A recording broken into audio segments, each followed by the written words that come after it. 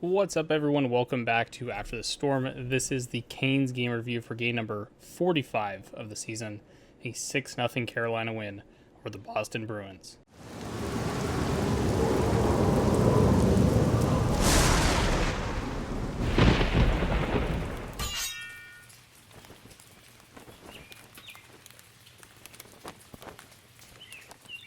So as you can probably tell, the screen, everything looks different here. I'm in the middle, not middle, but at the later portions of a move, and had a bit of a green screen, a little custom make that didn't really last me. So working on getting an actual one, and then these videos will look a little bit different, but yeah, there's a lot of mess behind me. Just ignore all that. Anyways, in introing this game, we got Frederik Andersen back in the net facing Linus Ullmark. Coming into this game, lots of news around the Boston Bruins, of course. Brad Marchand suspended 6 games.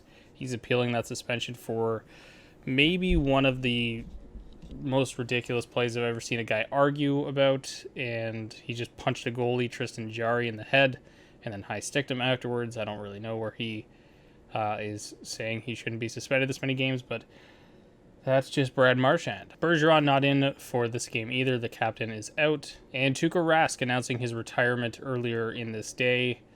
A fantastic career for Tuukka. Honestly, one of the best goaltenders around, and probably didn't get enough love from Boston fans as he deserved. But all in all, one of the best goaltenders to ever do it. Probably the most underrated as well. So congratulations on a fantastic career to Tuukka Rask, but ultimately that's a bit of a blessing, and hopefully he's feeling good, feeling healthy as he progresses into the next chapter of his life. And lastly, for the Canes in this one, Teravainen back into the lineup, Ethan Bear also drawing in for Brendan Smith.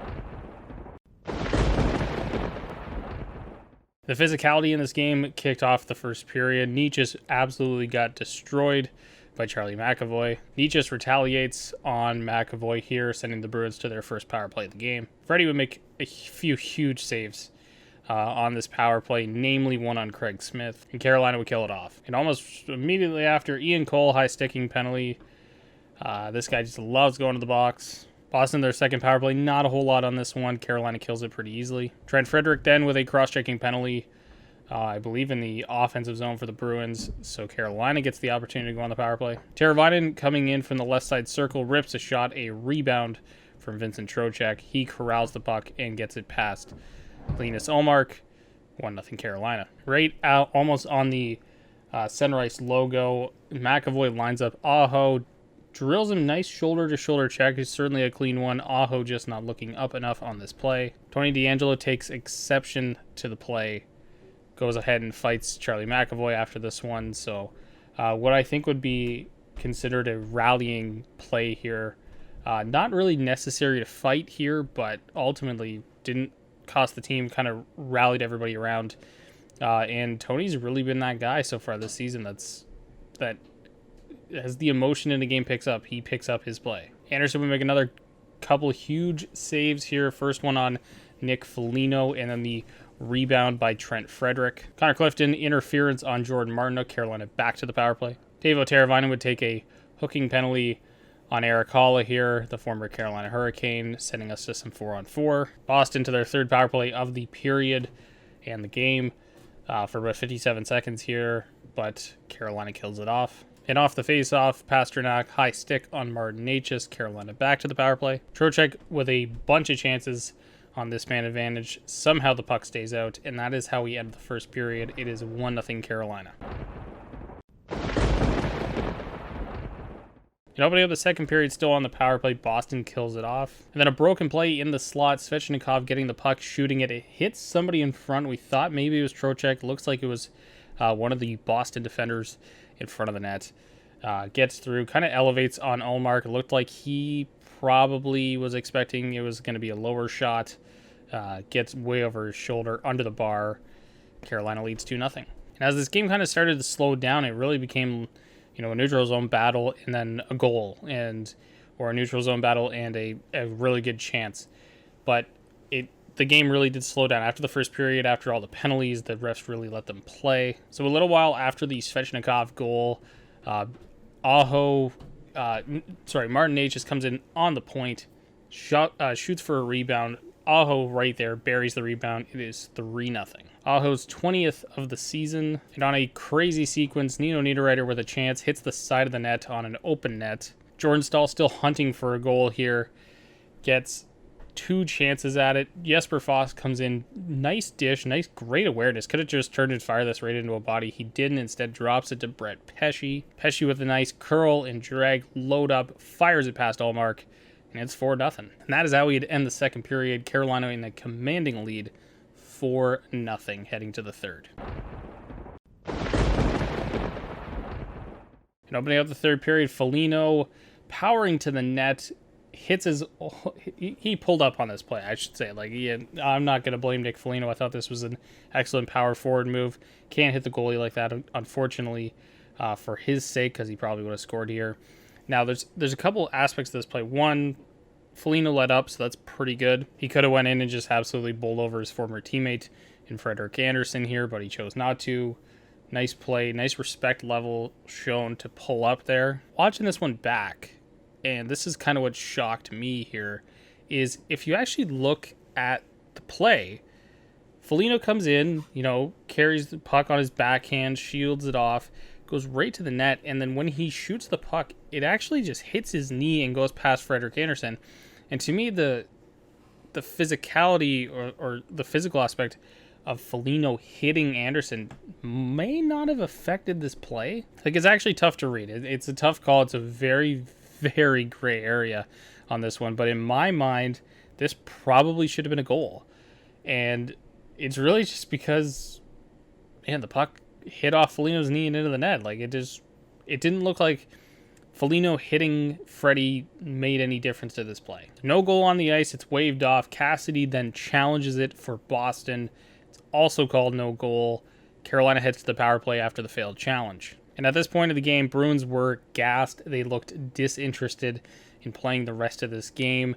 Carolina all over them with chance after chance. And then a nice play, Teuvo Teravainen, a turn and fire pass to Aho, who kind of hits it off of his skate, off of his stick, as it's between the legs. I think it got mostly his skate on this play. Nevertheless, it is 5-0. Aho's got his second of the game, and this one is a rout. Steven Lawrence goes off for tripping. Boston back to the power play. Brady Shea with a point shot. It hits Craig Smith in front. 6-0. Carolina leads. I believe I should say also they killed off the Lawrence penalty. Now the Shea point shot, it looks like it gets tipped by Jordan Staal. I originally said Craig Smith here. I have it wrote down as Craig Smith. I originally thought it was going off Craig Smith. But it looks like it's Jordan Stahl's goal. The captain finally getting back on the board. Finally stopped being snake bitten on this one. So yeah, a great goal here. And for Stahl, he needed to get some confidence back in his game, and this is the way to do it. And that would do it. The end of the game comes. 6-0. Carolina beats Boston. Not only that, they complete a season sweep. I believe they outscored Boston 17-1 in 3 games. Frederik Andersen with 2 shutouts and a .990 save percentage. He's helping 99% of the shots he's seen against the Bruins this year. And as we dive into some player analysis, Aho, of course, the good. Let's start with the good. Sebastian Aho, all over the place in this game. Probably one of his best games of the season. Frederik Andersen, of course, another huge performance, another huge shutout. Can't say enough good things about him. And Svechnikov, I thought, had a very, very strong game in this one as well. He probably had one of his best of the season here, too. Just all over the ice, getting chances, a lot of puck control, setting players up.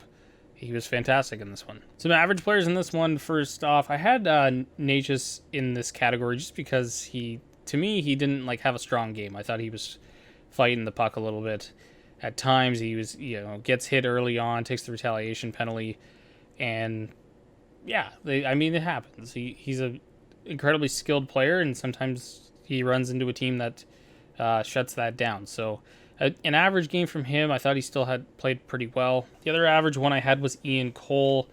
Aside from him taking the penalty early on in the game, I think it was, the high sticking penalty early on in the first period, I didn't notice Ian Cole for a second in this game.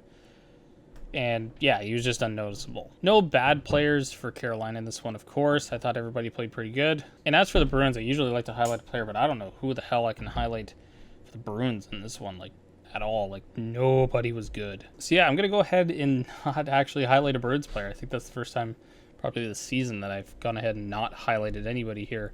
But I just think, man, nobody was good for Boston in this game. And they probably don't deserve to get highlighted. So anyways, guys, that will do it for this video. Definitely ignore all the mess of an unfinished basement behind me. Soon enough, we'll have a green screen. And yeah, we'll have a green screen and everything should work a whole lot better for this. I'm excited for how it'll look on these videos. I'm excited for how it'll look for the gaming stuff on the channel here. So lastly, if you liked the video today, give it a thumbs up down below, hit that subscribe button as well, and the notification bell. You can get these videos as soon as they upload. And as always, guys, I will catch you on the next one.